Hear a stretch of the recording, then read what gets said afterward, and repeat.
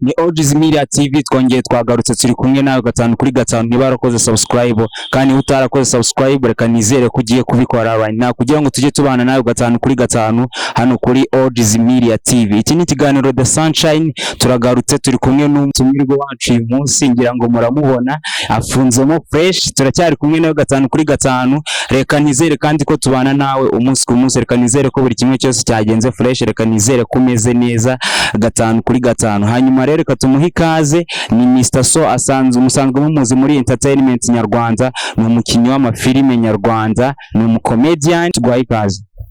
Urakoze cyane. I'm your boy Mr So, the positive crazy one, made them talk, want to think about it.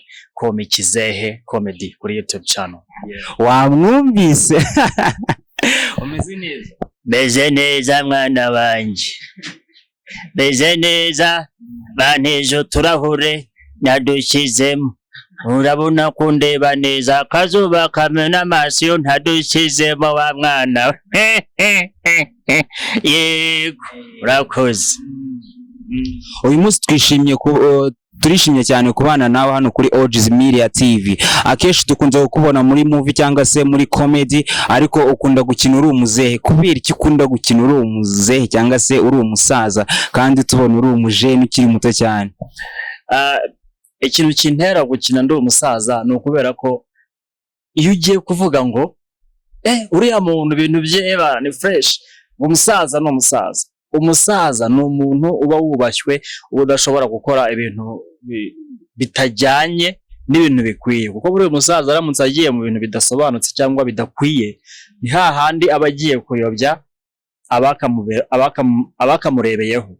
Kuko uyu munsi ngiye nshobora gukora nk'icyo gishego, bagahita bavuga ngo noneho ibyo umusaza dukoreye ntabwo bikwiye. Kandi umusaza akwiye kwerekana icyubahiro, kugaragaza ibyo umusaza yakweretse nk'abuzukuru.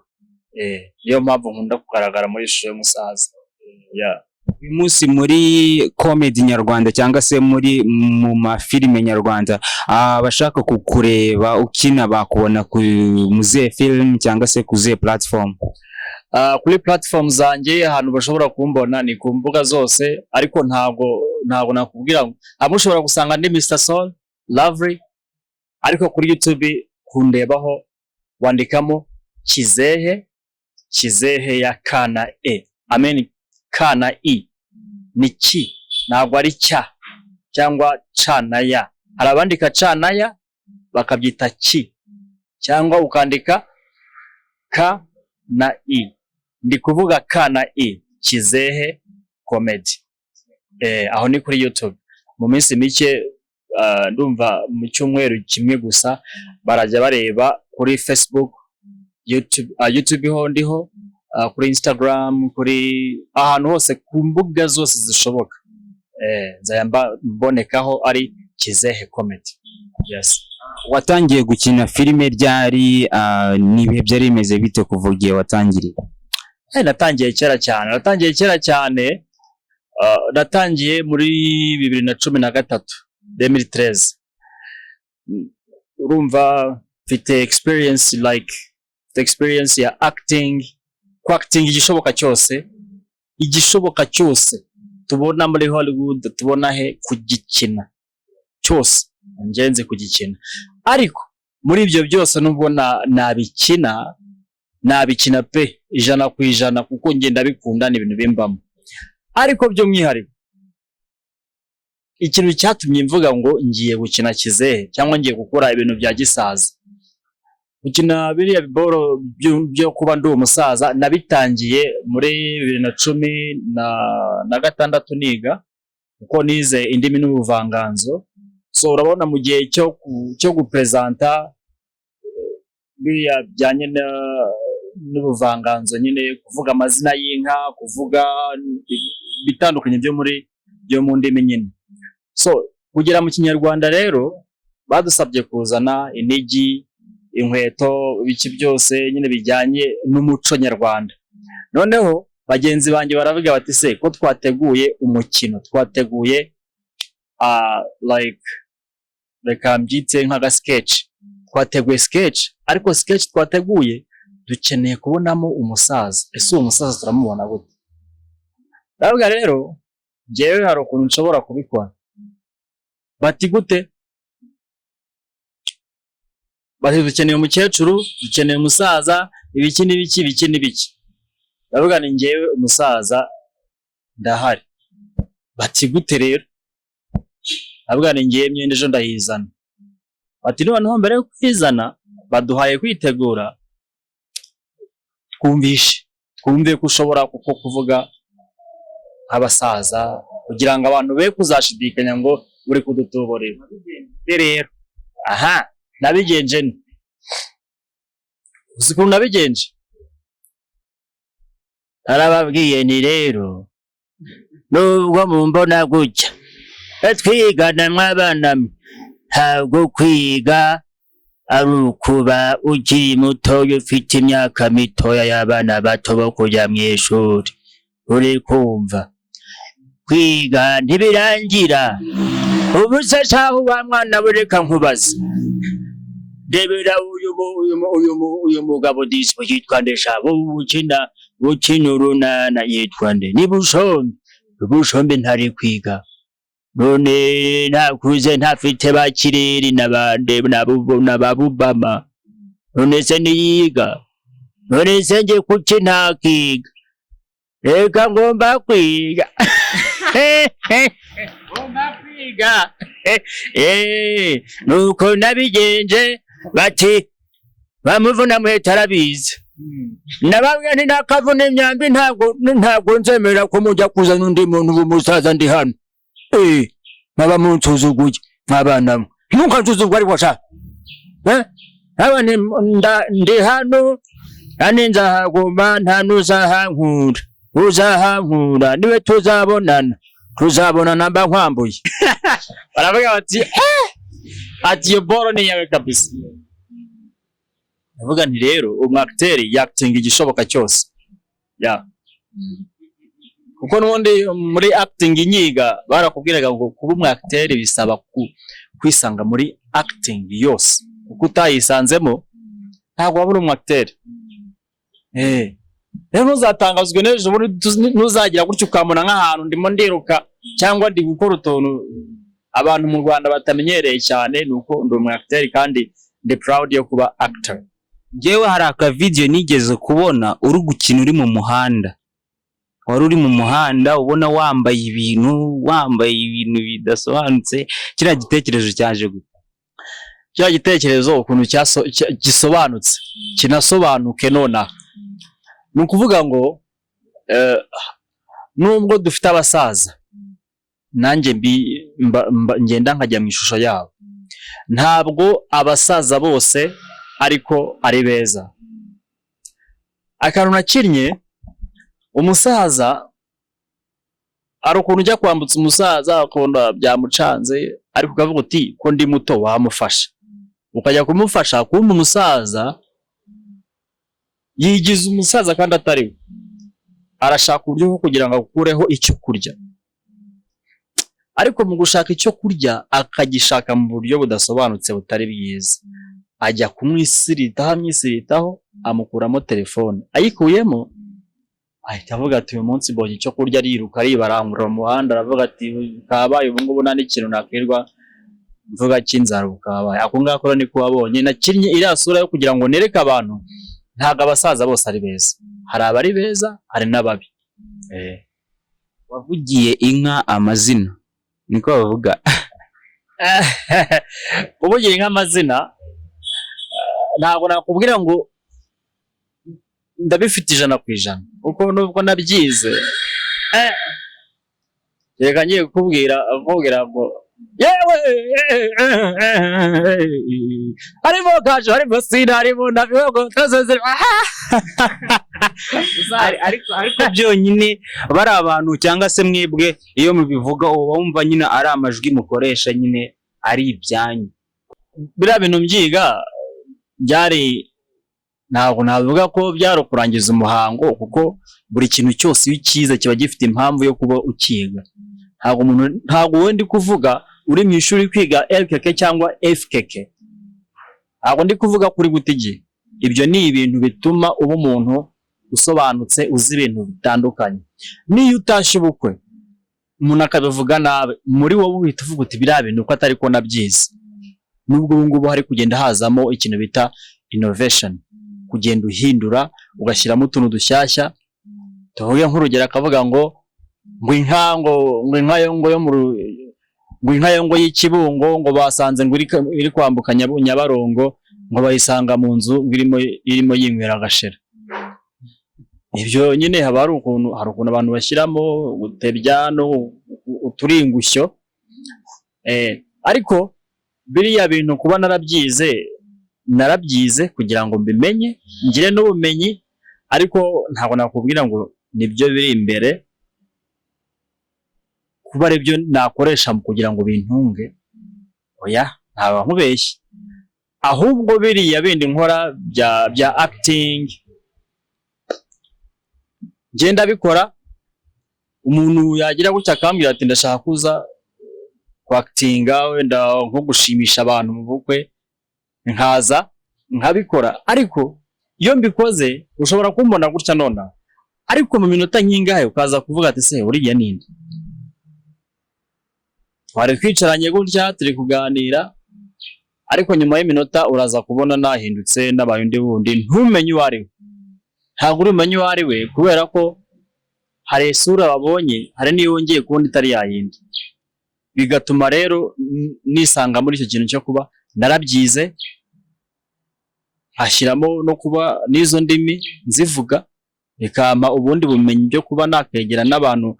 Urugero, abanyamahanga bashobora kuza mu Rwanda bakubaza ati se ko mbona mu Rwanda usanga bambara amayogi, bakambara imisatsi y'umweru ku mutwe, bagafata ingabo, icumu, biriya bintu bivuze iki, bisobanuye iki?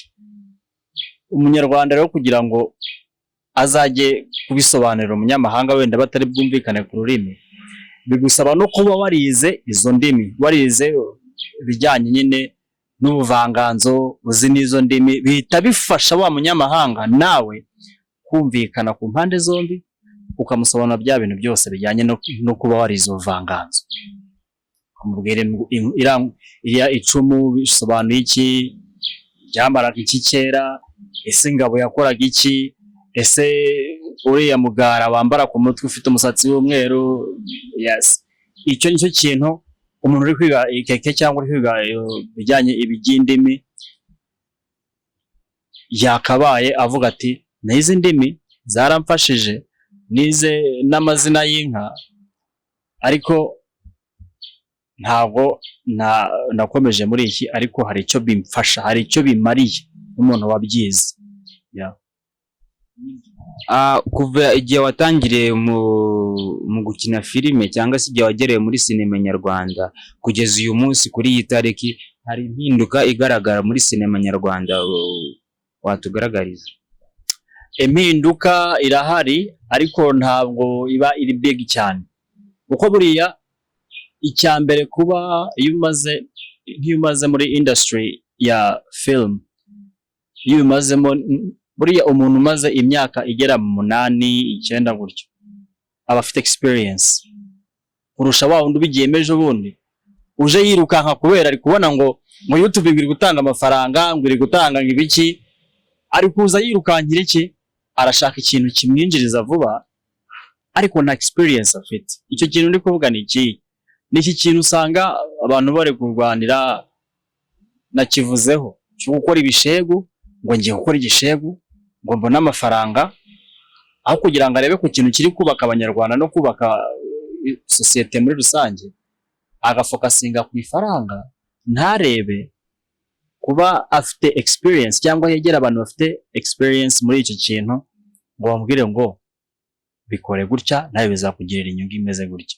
Inyungu rero byangiriye ni ukuba hari aho ngeze kandi hari n'icyo nagezeho, no kuba byonyine hashize iyo myaka nkaba ngishobora kuvuga nk'umusaza kandi ndi umuntu udashaje, nayo ni experience.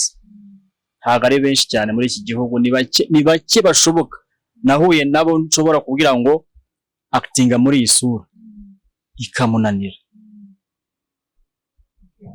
sinema nyarwanda ni sinema watandukanye gute n'izindi sinema dusanga muri East Africa, z'ibi bihugu bya East Africa turimo? Sinema nyarwanda aho igeze imaze kwaguka, imaze kuba nini cyane.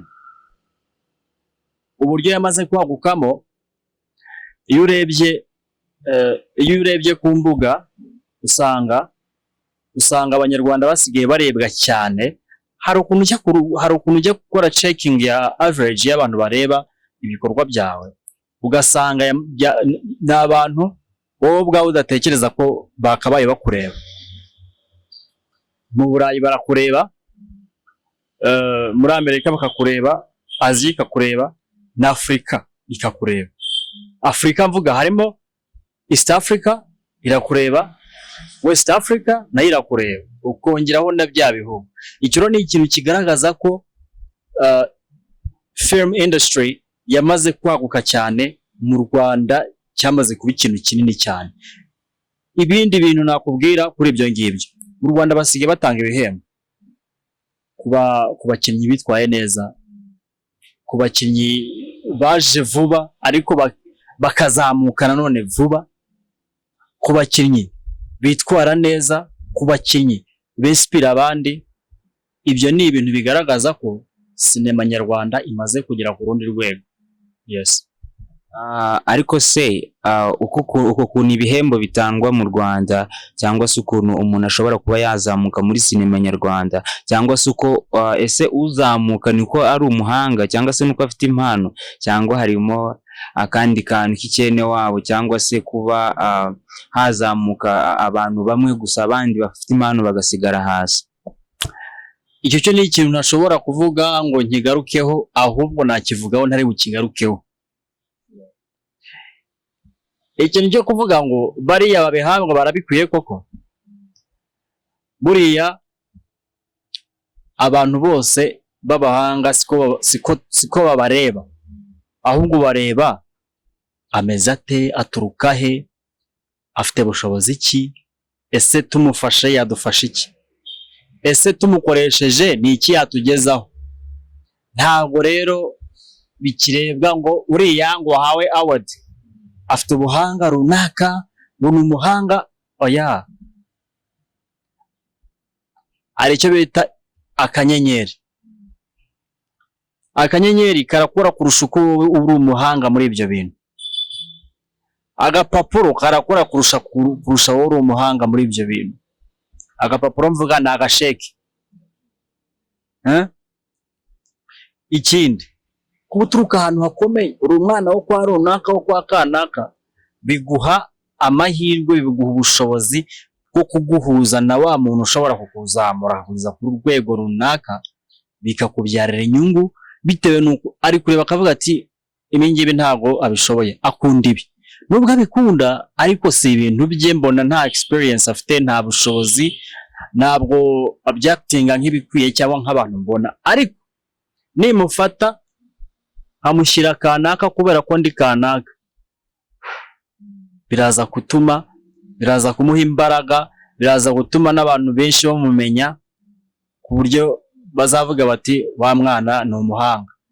Bamwe bazavuga ngo ni umuhanga, ariko abantu babizi neza, batekereza, bareba kure, bazavuga ati uyu mwana ntabwo ari umuhanga, uyu muntu nta buhanga bwe, ahubwo hano harimo akantu. Ako kantu rero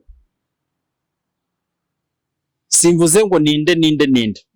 Hari n'abakubwira bati wowe nakurema, ntabwo ndi bukureme ngo nkufate ukore nkubake nkushyiremo umutima nguhe n'umwuka uhumeke. Ntabwo ari ibyo. Ndakurema, ariko kukurema ni ukuri. Uri umuswa, ndabizi uri umuswa, byarakunaniye, practice zose zarakunaniye, ariko ndakurema. Icyo usabwa kugira ngo nkureme, ugire uwo muntu ushaka kuba we n'ubwo ubwo buhanga utabufite, biragusaba kuza hari ikintu bitwaje, kanda akanyenyeri. Ako kanyenyeri ntabwo kazatuma n'ubundi ukina ibintu ukunze. Uzajya ukina uvuga ngo akanyenyeri nakanze, unkuramo kansubiza. Kandi ubu ngubu ikintu kigezweho, iyo umuntu ataye igihe cyangwa ataye umwanya we, ushyiraho n'inyungu zo kuba bamukerereje.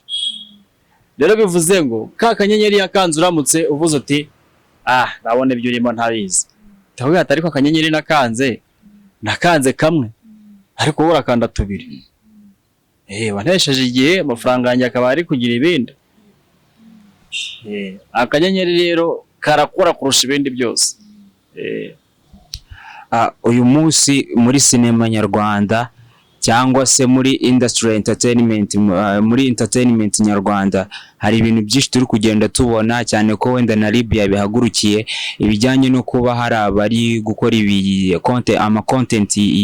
content z'ibishegu, cyangwa se ugasanga umwana w'umukobwa bari kumukinisha ibintu ubona ko atarakwiriye gukina, cyangwa se ubona ko ashobora kuba ari kubikina kuriya hari ikintu ashobora kuba yanyoye, cyangwa se hari impamvu yindi iri hirya ishobora kuba iri gutuma akina biriya bintu bimeze kuriya.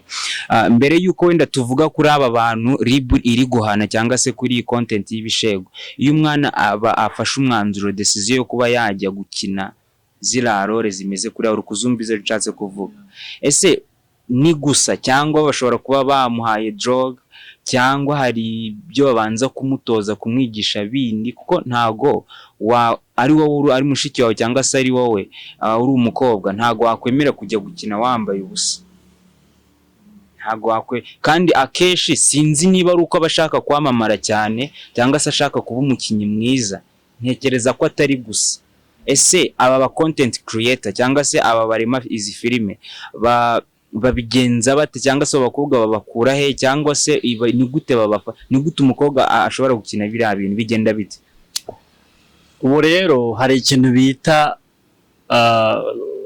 there's something we call broke.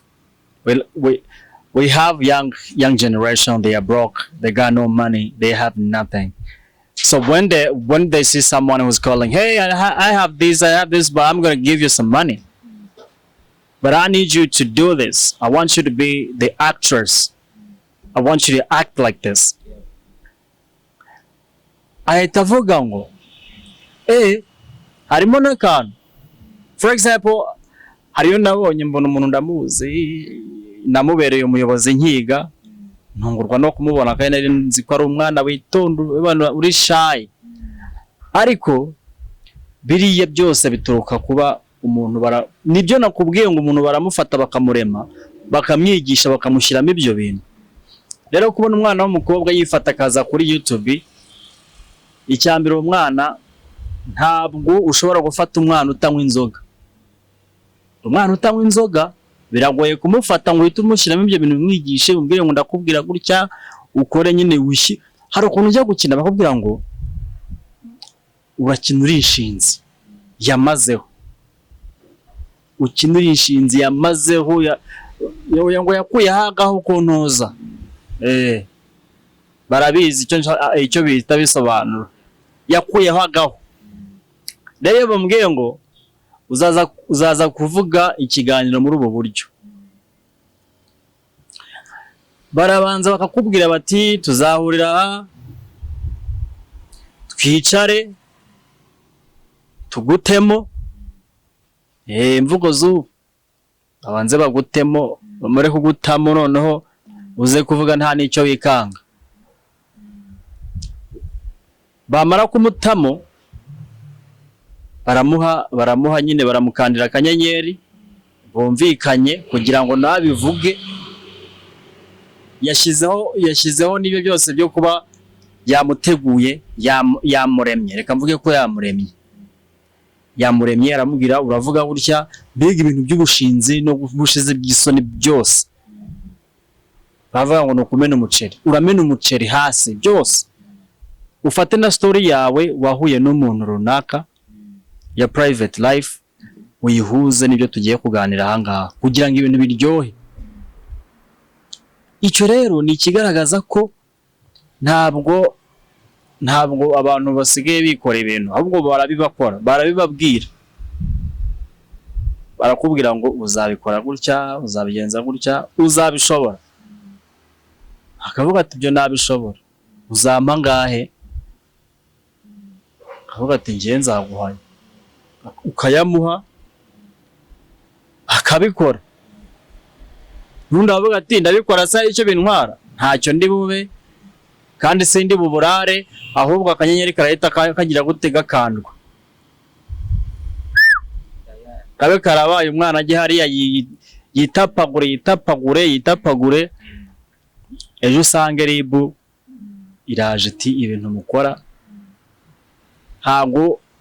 ntabwo YouTube ifite sensa yo kuvuga ngo uyu muntu imyaka ye ntiyuzuye gufata telefone mugiye kuri YouTube cyangwa kuri machine cyangwa kuri iki mugiye kureba ibiri kuri YouTube. Ntabwo machine cyangwa telefone ifite sense yo kuvuga ngo imyaka yawe ntabwo yuzuye yo kureba bino bintu, ahubwo we arafungura ibyaje akareba byose, ugasanga ejo arangiritse mu mutwe. Ni hahandi usanga hari abana b'abakobwa batangiye kujya bifuza, ejo bundi abonye mugenzi we afite telefone nziza yasohotse arayishaka kugira ngo ayibone, arahura na bawundi yabonye kuri YouTube, aravuga ati avuga ati nimero zanjye nizi. Amaze kuvuga nimero ye, na mwana arahita afata nimero, arahita avuga ati uriya mukobwa asutse neza, biriya bisuko ndabikunda, afite ziriya nzara ndazikunda, mana yanjye we ibiki n'ibiki. Akamushidukira kubera iki? Bamuremye akanyenyeri yizeye ko kakanzwe karaza gusozwa na ntoza na balance yarisigaye. Ako kanyenyeri rero we ahita avuga ati njewe kugira ngo ibyo bintu bibone ntacyo ndusha, icyambere noneho ndabona ndi myiza kumurusha, nanatwika kurushaho, reka ngende kamuhamagare ankubita ikirinye twataki. Rero nuko nguko usanga abana bagenda bapfa, ribu nayo ikabihagurukira ubu ngubu cyane ko yabihagurukiye. Uretse no kuba yabihagurukira, ubundi nanjye muratari ibintu bikwiye ku mwana w'umukobwa, ku munyarwandakazi, ntabwo ari ibintu bikwiye. Use tuvuye ngo ni Isimbi Noeline, niba ari Isimbi Noeline wenyine abikorera iyo ngiyo muri Amerika, nyine we yakuyeho yarabyemeye, ajya ku mbuga akabivuga ndabikora bla bla bla. Ariko se abana kwere, use umuntu uri kumureba yari kumupanga avuga ngo nzamushyira mbago, use yaba kibitekereje ashweda.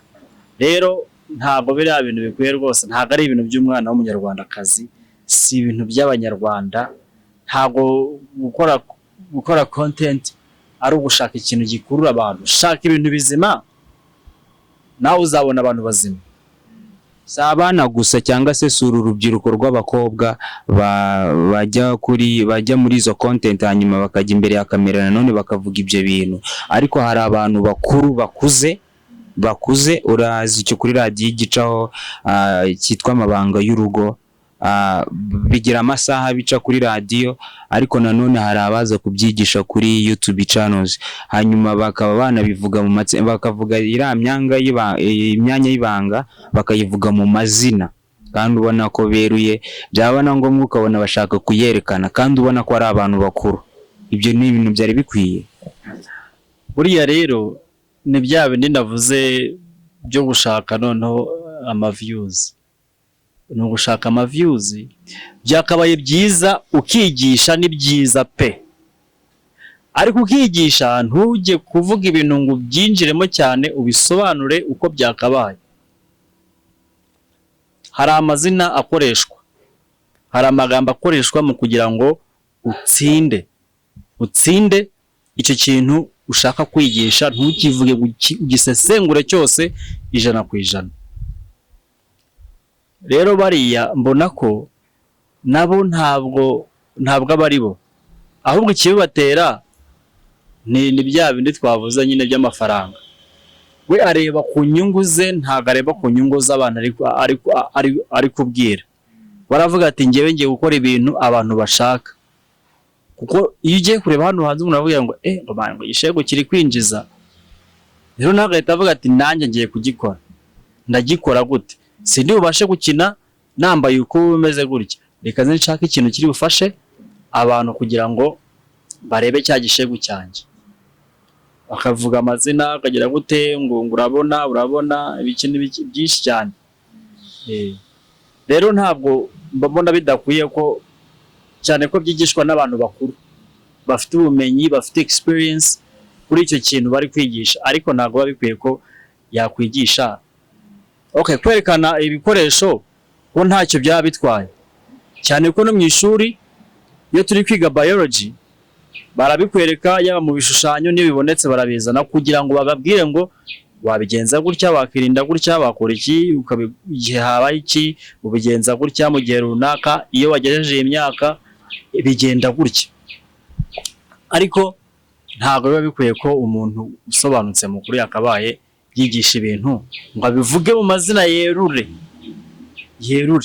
Bira ntabwo ari ibintu bikwiye, ntabwo bikwiye kabisa.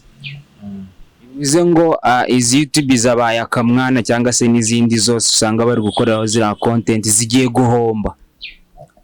Ahubwo se buriya rero hari ukuntu ushobora gushora mu kintu wizeye kuzagaruza, utaragaruje rero ntekereza ko ngo nta kindi kintu azagaruza, ahubwo byaba byiza ugashaka content zifitiye umumaro abanyarwanda kandi zifite icyo zabigisha, zibafungura mu mutwe, zikabagirira umumaro, zikaba zagira n'ubundi bumenyi zibungura. Ari ababyeyi bafite abana bakajya kubwira abana babo, bakajya banabereka n'izo video bababwira ati ibi bintu byakabafashije ibi. Rero bariya ndi kubona ahubwo se ntibarahomba, ahubwo ntawe uraza kurira nk'uko twigeze kubona abantu bavuga ngo bamwibye iki n'iki, avuga ati nyine ubwo bashaka kunkura ku mugati. Rero bariya nabo umugati wabo niba rushingiye ku gishego, nibashaka bavuga bati wahere n'umugati. So ugomba gusaba bamwe bashobora kuba uyu munsi baryamye n'ubundi arahirya. Uretse gukina filime, izindi mpano abenshi tugusangamo ni izihe? Izindi mpano kuririmba ntabwo ari cyane ndi kubikora cyane, gusa ndi umuraperi, ndi umusinga, yewe no gutraininga umuntu kuba yaba umuririmbyi, kuririmba mu buryo runaka, nabyo ni ibintu nkora. Umuntu ashobora kuba ashaka kuba umuraperi ariko akavuga mwewe ngo kurapa biragora, ariko nabyo ni ibintu ushobora kuvuga ni bigenda uko ukabikora gutya kandi bikamera neza. Like if you have lost something, doesn't matter, you just let it go, cause you can achieve more things now, cause you can see more things be done. Even if you knock down, never let it people break you down. Wituma abantu baguca intege, ahubwo vuga uti icyo nshoboye ndagishoboye kandi ndashaka kukigeraho. Rero urumva ari ibyo ngibyo. Uyu munsi twagize amatsiko yo kubana nawe, kandi nanone turagufite uyu mwanya, ariko mu kanya gato ugiye gukina filime. Ye gukina. Ntabwo twangije igihe cyawe cyane. Oya, ntabwo ngewe bundi iyo ngiye kuvuga ibintu bifite umumaro kandi bifite meaning nini cyane, iyo ngiye kubivuga ntabwo mbara igihe, ahubwo mbara ko hari icyo bigiye gufasha. N'ubufasha ngiye gufasha kanaka, ngiye gufasha uyu. Ni ikintu ngiye kuvuga, ntabwo ari ikintu ngiye kuvuga ari cyo kumwangiza, ahubwo ni ikintu gishobora kumugirira umumaro. Ubwo rero gukina mu kanya Kizehe Comedy ni kwa konde nyine. Uyu munsi impano yawe ni impano ushaka kigerahe, cyangwa se ibyo ukora ni ibintu ushaka ko bigerahe? Uyu munsi urateganya iki mu hazaza hawe? Ubu rero tuvugana uyu munsi icyo ubundi njya muri acting, icya mbere nifuza kubona ndi ahantu kure cyane, ndi ku rwego rukomeye ku buryo bano bantu tubona ba Steve Harvey n'abandi bari ku rwego rukomeye, nzagera kuri urwo rwego. Kandi icyizere mfite, ibyo bintu ni ibintu nizeye cyane ko mu minsi iri imbere nshaka gutangira no gukora ibijyanye n'icyongereza, kugira ngo nkina na English, kugira ngo bibe worldwide, isi yose bibone bimenye, ne kurebwa bya bihugu navuze biratureba, ariko ari igihe bakureba ati shyiraho subtitle, translate please. Nshaka ko nzaba ndi umuntu uri high. Yeah. uyu munsi ugiye kongera kutwibutsa nanone ese bagukura hehe nimero yawe ya telefone kuba yikeneye niba ari ngombwa? Okay, abantu bashobora kuvuga ngo twamura gute, twamusanga he? Mfite YouTube channel yitwa Kizehe Comedy, nabivuze ni kana i Kizehe cyangwa Kizehe Comedy. Hanyuma kuri Facebook nitwa Mr So Lovely, kuri IG cyangwa se Instagram nitwa Mr So Lovely, ariko mu minsi iri imbere ngiye kubihindura byose, no kuri TikTok ndiho ni Mr So Lovely, ariko aho hose mvuze umuntu uzajya unshaka azajya ambona ndi Kizehe Comedy kuri YouTube, ariko kuri izo mbuga navuze ngiye kugaragaraho noneho hose ari Kizehe Comedy. Hanyuma nimero yanjye WhatsApp, reka mbaye WhatsApp kuko buriya niyo umuntu akunda gukenera cyane, cyangwa se abakeneye kugira ngo abwire abantu ibintu byinshi bitandukanye. So ni nimero yanjye WhatsApp ni 0722 52 79 56 0722 52 79 56 niyo ngiye yanjye. Reka tugushimire wowe bana natwe umunsi ku wundi. Ni Ojiz Media TV, ni Debite Lance. Uyu munsi twari kumwe na Mr So, aratuganije, tugize ibihe byiza, atubahaye experiences ku bijyanye no gukina filime, kandi nanone uramutse umushatse yakubwiye nimero ziwe. Ni umuvuzi w'amazina y'inka sinzi niba ari uko. Ndi umushyushya rugamba no mu bitaramo ahantu hose, yewe no mu anniversary hose. Ndahari cyane. Rero niba warakanze subscribe, nizeye ko tubana nawe umunsi ku wundi. Niba utarakora subscribe, please kanda subscribe, tujye tubana nawe umunsi ku wundi. Iyi ni ikiganiro The Sunshine, tuba turi kumwe nawe 5 kuri 5. Adusezera agiye kudukubita akantu k'akaririmbo nyine.